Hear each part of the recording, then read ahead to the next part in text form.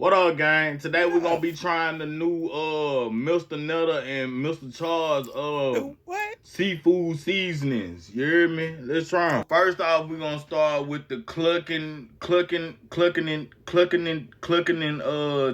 blend.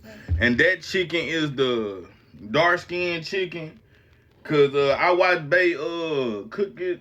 That shit wasn't grinded down, bro. That ain't grinded down right. It was just sticking to the chicken all crazy and shit, but we gonna try it anyway.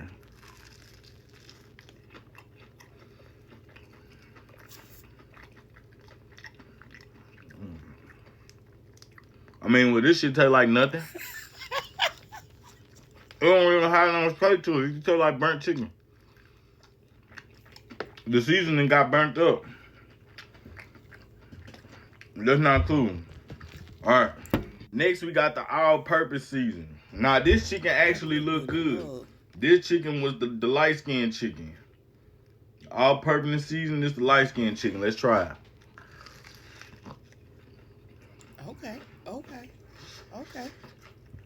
Okay. Period. It's hot, but this chicken cool. The all-purpose seasoning, it's great. I mean, it's light. I'm gonna give it like a, it ain't strong, so it do kind of make the chicken look a little crazy. Cause all these dark spots on it from the thick ass seasoning. But we're gonna give that like a 2 out of 10. And last but not least, we got the bucking beef blend.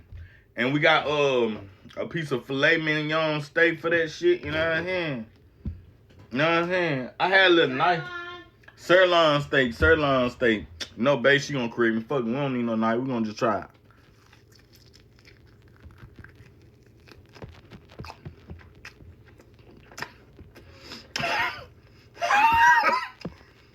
What? That's the sauce in the motherfucker. God damn, that's the sauce in the motherfucker. Yo, these reveals are hilarious.